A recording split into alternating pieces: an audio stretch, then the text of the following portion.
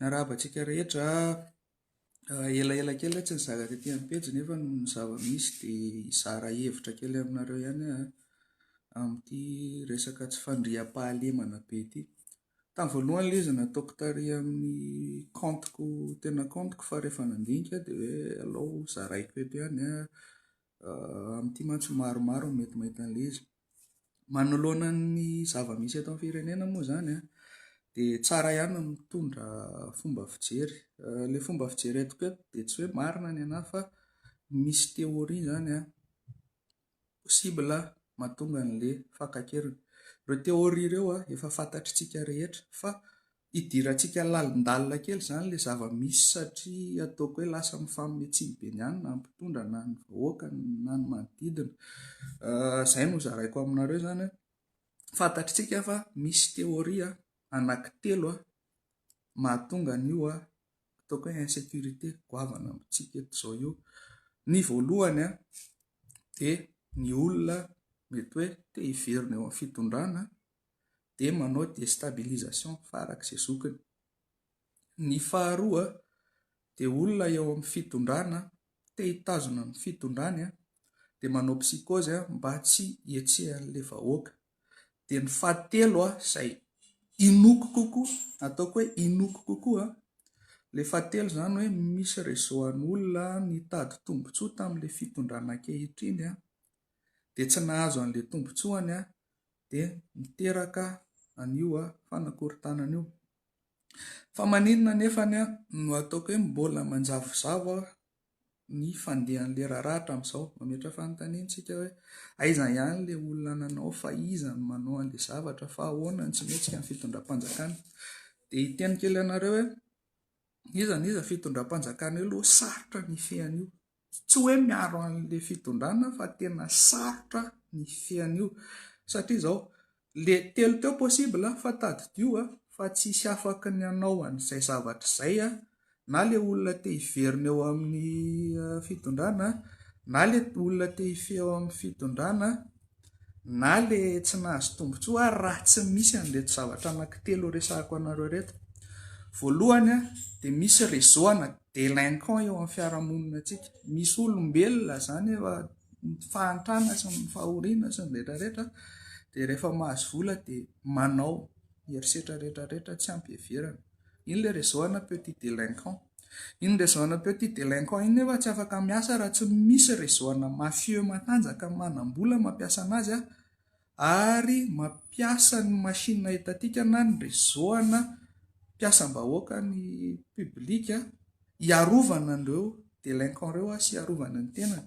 Izay zany hoe misy système anankitelo izany hoe petit réseau de délinquant izay hanao an'ilay asa, ny réseau mafieux mpanam-bola izay hanapanatanteraka ilay asa amin'ireo dia misy réseau mpiasam-bahoaka izay miaro an'ireo.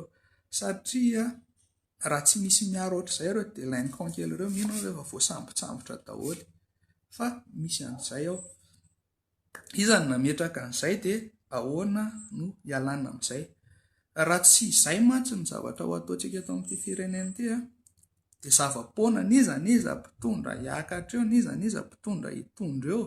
Rehefa mbola mipetraka io système anankiray io petit délinquant izay rafitra fiarahamonina efa simba, gros mafieux izay anatin'ny ataoko hoe rafitra ekônomika simba, sy ny responsable étatique izay ataoko hoe structure de l'État efa simba, tsy va mihitsy ny olana. Lasa manafosafo foana izany lasa tsy maintsy misy andefitra anankiray izany raha ilay réseau mafia tsy mahazo ny tombony no manao an'io tsy maintsy lefitra ilay fanjakana amin'ny farany satria ilay réseau efa mafy be.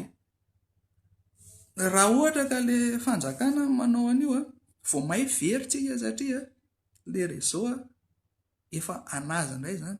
Raha ilay olona te hiverina manao an'io dia ho sahirana ihany ilay mpitondra fanjakana satria efa ao anatiny réseau ao anatiny no manatanteraka an'ilay izy. Izay izany ilay tokotelo na masa mahandro tsy haiko, tokotelo na hamasaka mahandro moa izany sahirana kely amin'ilay teny gasy.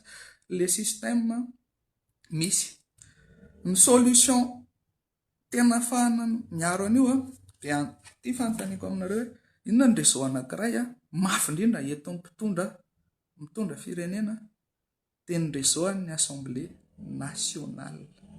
Dikan'izay zany raha hamany olana io tsika amin'ny tena hoe lavitra ezaka dia tadidio aloha fa mila mahay mifidy ny olona apetraka amin'ny toeran'ny député. Io réseau ana député io satria io afaka mifeny rehetrarehetra, afaka miteny io na polisy kely ary amin'ny commune ary ary indraindray io afaka mibaiko mera mavita. Réseau anankiray ngeza zany io ahafahana tena hoe mifehy amin'ny Madagasikara.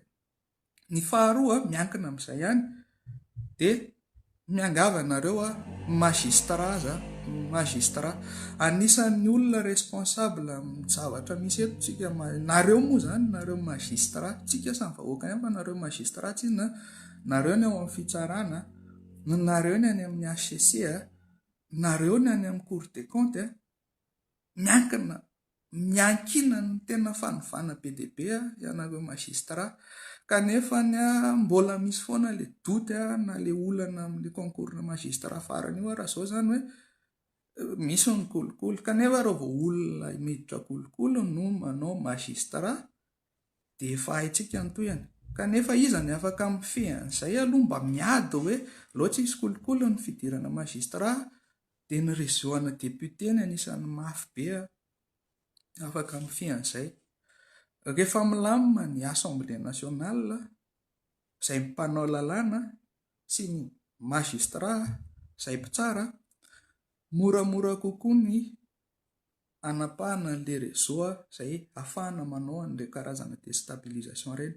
Zavatra efa lavitra ezaka moa izay resahako izay satria mienjakenjana ny mbola minova ny toe-tsain'ilay olona efa zatra nandray vola anatin'io réseau io na ny tenako raha mety tsy haiko izay azo anahy miteny an'izany fa izany hoe zaraiko aloha za koa eto tsy manendrikendrika olona fa miresaka système, miresaka rafitra izay zany. Ka raha vao tsy izay zavatra izay ny voafehy dia tadidio fa nizaniza mpitondra eo sahirantsika, tena sahirantsika na manana volonté tahaka n'inona raha mpitondra eo nefa le réseau ato ambany ato ohatr'izay dia sahirantsika satria mety le mpitondra indray no potika. Mora fa ratsy sainana le mpitondra dia efa vao may force ho anazy iny satria tazomana ny fahefana. Anjarantsika vahoaka zany mandinika tsara n'izay zavatra izay izay moa ny teny hoe resaka fifidianana nefa miankina amin'ny CENI, miankina amin'ny HCC, ny fanovana miankina amin'ny assemblée nationale. Tsy teny betsaka amin'ny lafiny anankiray iny fa ny teny moa teo hoe resy zahay resy. Fa raha hiresaka indray tsika ataoko hoe mesure d'urgence hoe anatin'le hamehana amin'izao fotoana izao misy efa mesure efa raisin'ny fitondram-panjakana ihany hoe manao task force, mobiliser ny force, mametraka ny sécurité. Fa izay teneniko izay hoe mety mampihana an'ilay izy izay fa raha tena hoe hijery lavitra ezaka tsika dia io réseau anankitelo resahako anareo io no mila hena zany ny tanjany. Dia ny ahafahana manena an'izay mahaiza mifidy député aloha ny député mba tena hiaro mba olona tena mendrika ny hiditra ao anatin'ilay fitsarana, ireo mpitsara ireo amin'izay manara-maso ny fandaniam-bolam-panjakana, mametraka ny rariny sy ny hitsiny dia izay tsika vao tafita. Ankoatran'ny hoe tsika malagasy mihitsy koa mila manova toe-tsaina. Izay angamba ny zavatra tiako resahana. Za zany eto tsy amin'ny metsiny an'izaniza satria ataoko hoe zavatra efa raiky tapisaka efa ela be teto amin'ny firenena le zava-misy mampalahelo fa makaherantsika rehetrarehetra, makaheran'ireo malagasy izay niaram-boina sy niatra niarany nataoko hoe herisetra misy amin'izao dia samy mitandrina foana aloha satria mbola tsy fantatritsika hoe inona amin'ireo théorie telo ireo ilay izy fa ataoko hoe izay ny sosokevitra iray zany. Miainga amintsika vahoaka io zavatra io makao amin'ny fifidianana izay vao mety tonga any amin'ilay tena fanovana. Dia mirary soa antsika rehetrarehetra, mandra-piona, mandra-pitafa.